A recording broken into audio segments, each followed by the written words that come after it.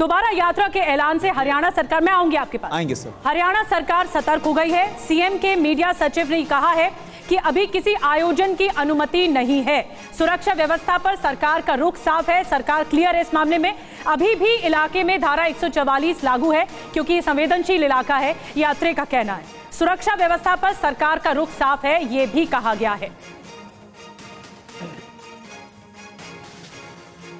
जैसे जैसे हालात सामान्य होते जा रहे हैं तो दिन प्रतिदिन की गतिविधियां जो हैं वो उस हिसाब से आगे बढ़ रही हैं।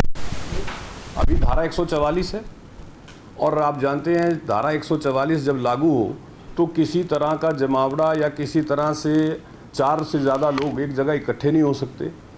तो आज की स्थिति में नूह का क्षेत्र बहुत तेज़ी से सामान्य स्थिति की तरफ बढ़ रहा है। हालात पूरी तरह से सरकार के कंट्रोल में। धारा 144 कानून की एक ऐसी धारा है जिसमें 4 से ज़्यादा व्यक्ति इकट्ठे नहीं हो सकते।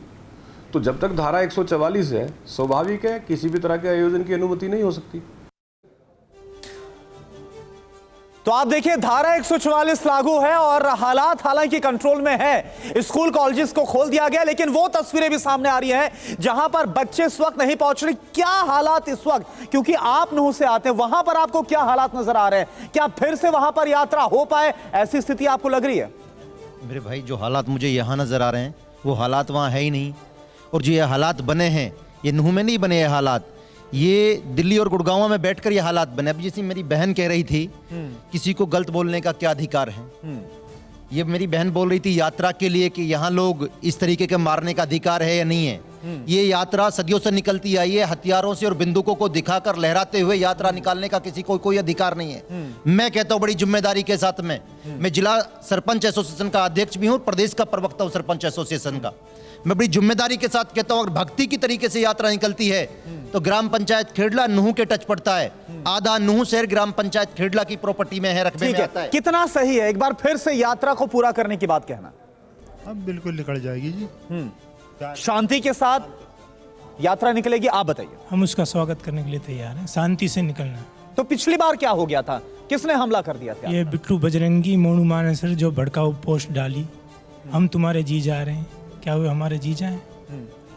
उनके खिलाफ कोई कार्रवाई नहीं, एक्शन नहीं। अगर ऐसा उन्हें धमकी दी तो प्रशासन ने क्यों उनको? लेकिन ये बात आपने बहुत अच्छी कही, यहां पर मैं चाहूंगा एक रिएक्शन आपसे भी। उनकी तरफ से कहा गया बिल्कुल तैयार है, यात्रा निकलती है तो हम स्वागत करेंगे इसका। एक छोटा सा रिएक्शन आपकी तरफ से, क्योंकि वो बोल रहे हैं कि स्वागत करेंगे। देखिए, अगर वो ये कहते हैं कि यात्रा का स्वागत है तो हम लोग भी उनका समर्थन करते हैं, उनको धन्यवाद देते हैं। लेकिन मैं उनसे कहूंगी कि जो यात्रा का मार्ग है उसमें आपके समाज के जितने भी घर हैं उनकी छतें पहले चेक कर लो, क्योंकि छतों से पथराव हुआ था।